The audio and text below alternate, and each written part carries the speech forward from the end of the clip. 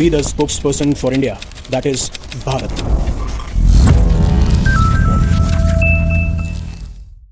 अब उस टाइम जहां पे पाकिस्तान की बात की जा रही है एक बहुत ही महत्वपूर्ण मीडिएटर के तौर पे, चाहे से वो ईरान के पर्सपेक्टिव से हो या फिर वो यूएस के पर्सपेक्टिव से हो, जहां पे दोनों अपने प्रपोजल्स रख चुके हैं, सीज फायर टर्म्स के बारे में बात कर चुके हैं। हालांकि मैंने भी बताया है, काफ़ी सारे मिलिट्री एक्सपर्ट्स, जियोपॉलिटिक्स एक्सपर्ट्स यही कह रहे हैं कि जिस तरीके की टर्म्स रखी गई हैं, जो कंडीशंस रखी गई हैं, उसको देख के तो ऐसा नहीं लगता कि आपको आने वाले टाइम पे कोई सीज फायर दिखेगा। और एक तरफ चाहे से बैक चैनल डिप्लोमेसी बहुत ज़्यादा एक्टिव हो, बट उसी के साथ में ऐसे एग्रेसिव स्टेप्स लिए जा रहे हैं कंट्रीज़ के द्वारा, चाहे से ईरान जो है इसराइल पे अटैक कर रहा है, इसराइल ईरान पे अटैक कर रहा है, यूएस जो है अपने ट्रूप्स भेज रहा है, तो किसी भी सेंस से नहीं लगता कि हमें सीज फायर देखने को मिलेगा और ये वॉर रुकेगी। बट एक बहुत ही मेजर डेवलपमेंट हुआ है। अब वो मेजर डेवलपमेंट जो है उसके पीछे रीज़न बहुत सिंपल है, बट टाइमिंग बहुत इंपॉर्टेंट है। क्यों? क्योंकि ईरान ने साफ साफ एक ऐसी शिप जो जा रही थी पाकिस्तान को, उसको मना कर दिया कि आप स्ट्रेट ऑफ हॉर्मुज से पास ऑन नहीं कर सकते, हम आपको अप्रूवल नहीं देंगे। और उसकी वजह से जो शिप थी जो कराची जाने वाली थी, शारजाह से जो कराची जाने वाली थी, उसको दोबारा से मुड़ना पड़ता है। अब इन्होंने साफ साफ क्या कहा? इन्होंने साफ साफ, आईआरजीसी ने भी इसको कंफर्म किया, उन्होंने कहा कि एक कंटेनर जिसका नाम सेलेन है, उसको आईआरजीसी ने दोबारा से परमिशन दी कि आप स्ट्रेट ऑफ हॉर्मुज को पास नहीं कर सकते, क्योंकि ना तो आपके पास में परमिशन है और ना ही जो लीगल प्रोटोकॉल्स हैं, जो हमारे रूल्स हैं, उनको आपने फॉलो किया है। और अगर किसी भी वेसल को इस वाटरवे यानी स्ट्रेट ऑफ हॉर्मुज से जाना है तो उन्हें फुली कोऑर्डिनेट करना पड़ेगा ईरान की मैरीटाइम अथॉरिटी से। और ये अचीवमेंट तभी हो पाएगा, और ये अचीवमेंट जो आज हम ये अलाउ कर रहे हैं कि वेसल जा सकते हैं स्ट्रेट ऑफ हॉर्मुज से, ये इसलिए हो पा रहा है क्योंकि जो ईरान के नोबल पीपल हैं उनकी बैकिंग के बिना ऐसा कुछ नहीं हो पाता। अब काफ़ी सारे मीडिया हाउसेस तो ये रिपोर्ट छाप रही हैं कि ईरान ने एक पाकिस्तानी शिप को ब्लॉक किया है।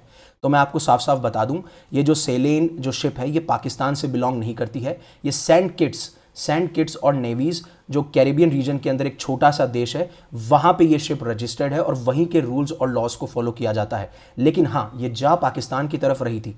तो इसमें इतनी बड़ी बात क्या है? परमिशन नहीं ली। परमिशन अगर ले लेते तो चले जाते, अगर प्रोटोकॉल को फॉलो किया होता तो शायद वो स्ट्रेट ऑफ हॉर्मुज से अलाउ भी कर देते, और शायद क्या मतलब 100% कर देते।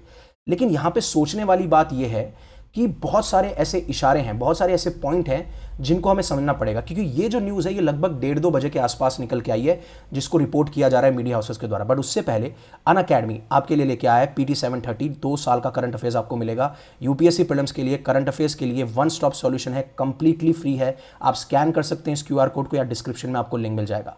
राइट, अब आगे बात करते हैं। पहली चीज़, क्या पाकिस्तान ईरान के कंसिडर में क्या वो एक ऐसा देश है जो कि हॉस्टाइल है? यानी कहने का मतलब, क्या पाकिस्तान ऐसे नेशंस को सपोर्ट कर रहा है जो ईरान के ऊपर अटैक कर रहे हैं, या फिर पाकिस्तान डायरेक्टली अटैक कर रहा है? क्योंकि ईरान ने तो साफ साफ ये कह दिया था कि जो भी नॉन हॉस्टाइल शिप्स हैं, मतलब ऐसे देशों की शिप्स जो कि हमारे खिलाफ खतरा नहीं है, हमें अटैक नहीं कर रही, हमें उसे पास ऑन करने देंगे। चाइना, इंडिया, पाकिस्तान, ऐसे करके काफ़ी सारे नाम थे जिनको ये अलाउ कर रहे थे। और इन्होंने साफ साफ ये भी कह दिया था कि हाँ, अगर आप नॉन हॉस्टाइल नेशन से आते भी हैं, जो हमारे पर अटैक नहीं कर रहे, हमारे जो हम पे अटैक कर रहे हैं उनके साथ भी नहीं है, लेकिन आपको फिर भी ऑफिशियल्स के साथ में कोऑर्डिनेट करना पड़ेगा, और जब तक हम परमिशन नहीं दे देते, जब तक आपको अलाउ नहीं करेंगे। तो यहाँ पे तो सीधा सीधा केस बन जाता है कि सर उनको अलाउ नहीं किया होगा, उन्होंने परमिशन मांगी होगी लेकिन दी नहीं होगी। और क्यों नहीं दी होगी? क्योंकि उनके पास में लीगल प्रोटोकॉल्स नहीं थे और ना ही उनके पास में परमिशन थी। तो यहाँ तक तो आपको बात समझ में आ गई। और यही चीज़ ईरान का जो मिशन है यूनाइटेड नेशन, उन्होंने भी ये चीज़ कह दी।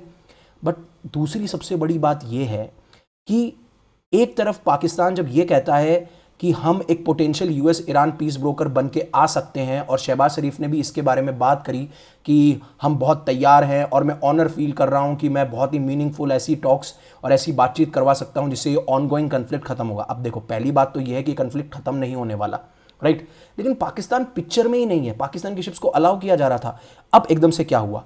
और दूसरा शक ये है कि देखिए, जब शिप ये डिसाइड करती है कि उसे स्ट्रेट ऑफ हॉर्मुज से पास होना है, तो जो भी शिप कंपनी है ना, वो शिप का नाम, कार्गो है मतलब ऑयल लेके जा रही है, गुड्स लेके जा रही है, डेस्टिनेशन क्या है, रूट का क्या टाइमिंग रहेगा, ये उस रीजन में जितनी भी मैरीटाइम अथॉरिटीज़ हैं उनको भेजती है।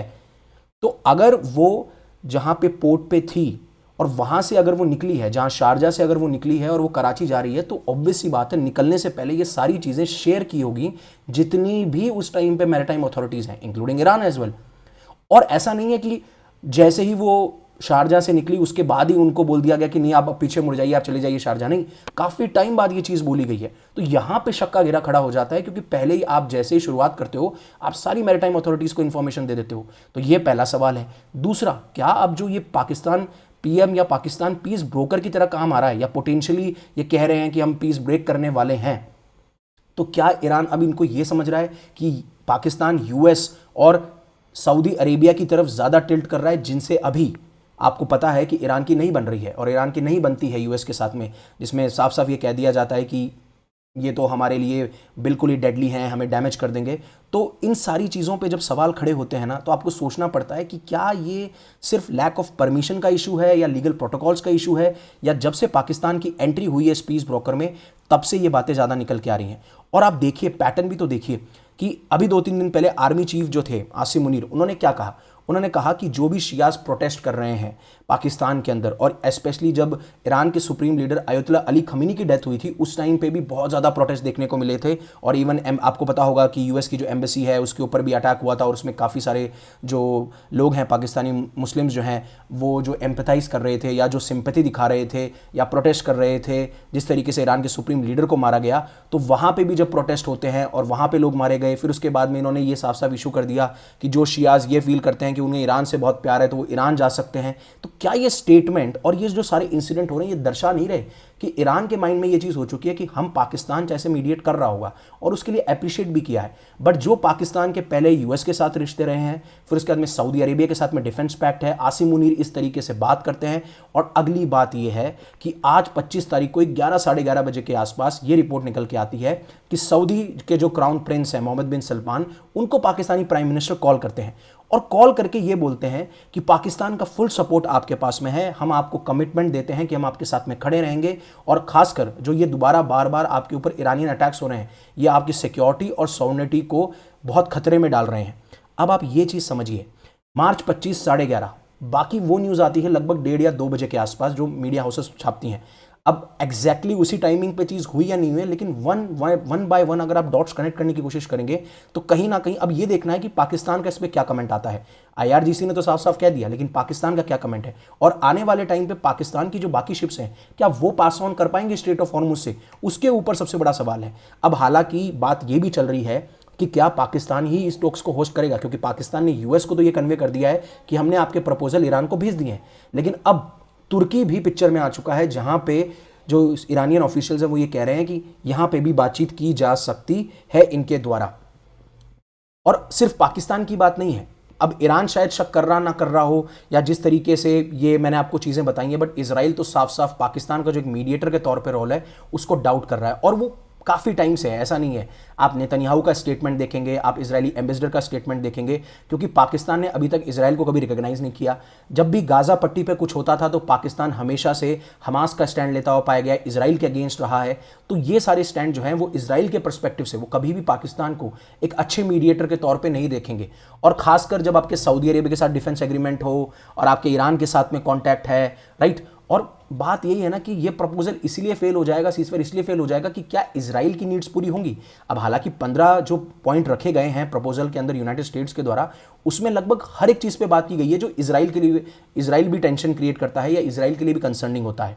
फॉर एग्जाम्पल, न्यूक्लियर कैपेबिलिटीज़ नहीं होनी चाहिए, एनरिचमेंट नहीं होना चाहिए, जो अलाइड हैं, जो अलाइड मिलिशियाज हैं, हमास, हिजबुल्लाह, इनको आप पावर नहीं देंगे।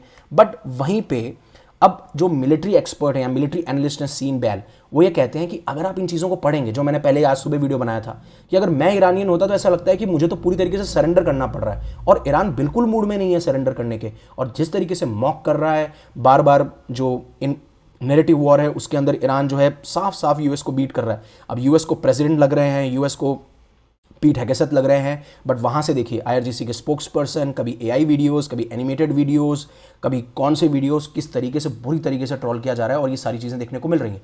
बट वहीं पे ईरान क्या कहता है कि आपके जितने भी यूएस बेसेस हैं मिडिल ईस्ट में उनको खत्म कर दीजिए। और अब हॉर्मूज की जो कंडीशन है स्ट्रेट ऑफ हॉर्मूज की, वो बहुत इंटरेस्टिंग होगी कि अब ये कह रहे हैं कि हॉर्मूज में जो $2 मिलियन का पैसा लगता है, क्योंकि अभी काफ़ी सारे नेशन से ये चार्ज कर रहे हैं, जो शिपिंग कंपनीज हैं उनसे चार्ज कर रहे हैं, जो यहाँ से जा रही हैं वेसल्स, अगर ये मान लीजिए नॉर्मल हो जाता है तो ईरान साफ साफ ये दर्शा रहा है कि इस पूरे स्ट्रेट ऑफ हॉर्मुज पे हमारा कंट्रोल है। हालांकि टेक्निकली लीगली ईरान बहुत गलत कर रहा है अगर आप टेक्निकली लीगली जाएंगे, but when there is a war you can not talk about all of these things. ऐसे तो फिर यूएस ने भी इंटरनेशनल रूल, जो हम इंटरनेशनल रूल को मानते हैं, रूल बेस्ड ऑर्डर को मानते हैं, तो फिर वेनेजुला में अटैक कर दिया, ग्रीनलैंड के बारे में बात कर रहे हैं, कनाडा को 51st स्टेट बना रहे हैं, तो ये सारी चीज़ें फिर सवाल वहाँ पे भी खड़ा हो जाता है। और जहां पे यूएस ये एक्सपेक्ट कर रहा है कि हम 1000 मोर सोल्जर्स मिडिल ईस्ट को भेज देंगे, तो वहीं पे ईरान के जो स्पीकर हैं, पार्लियामेंट स्पीकर मोहम्मद बागेर, उन्होंने ये साफ साफ कहा जो जनरल्स नहीं कर पाए या जिन जनरल्स की वजह से ये सारी सिचुएशन हुई है उसको सोल्जर्स कैसे फिक्स कर पाएंगे। तो उन्होंने कहा कि हम क्लोजली मॉनिटर कर रहे हैं यूएस के सारे मूवमेंट्स को in the region, specially troop deployments, और जो जनरल फिक्स नहीं कर पा रहे वो सोल्जर्स क्या कर पाएंगे। तो जो नेतन्याहू का छलावा है, जो नेतन्याहू का डिल्यूजन है, प्लीज़ आप उसके अंदर ना फंसे, ना उसका विक्टिम बने, और आप हमारा जो दृढ़ निश्चय है उसको टेस्ट मत कीजिए। We will defend our land. तो आपको क्या लगता है कि क्या जिस तरीके से पाकिस्तान अब बहुत ज़्यादा इन्वॉल्व हो चुका है इस वॉर के अंदर, specially when it comes to mediation, क्या उसकी वजह से ये सारा हो रहा है, या धीरे धीरे ये डेवलपमेंट इस पॉइंट पे पहुंच चुके हैं जहां पे ईरान को अब लगता है कि हमें पाकिस्तान को शिप्स अलाउ नहीं करनी चाहिए। अब हालांकि ये पैटर्न बनता है तो देखना पड़ेगा, तब जाके चीज़ें क्लियर हो जाएंगी, लेकिन आपका मैं ओपिनियन जानना चाहूँगा कि आपका क्या ओपिनियन है।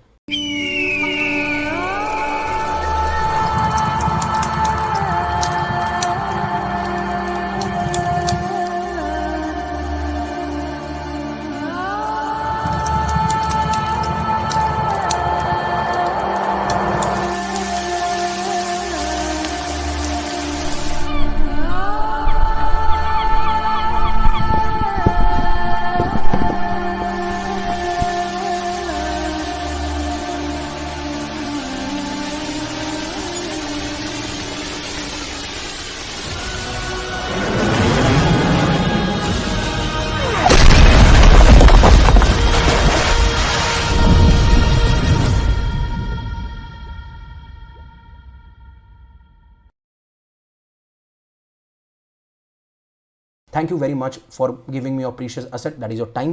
Stay safe, stay happy, take care. Jai Hind, Jai Bharat.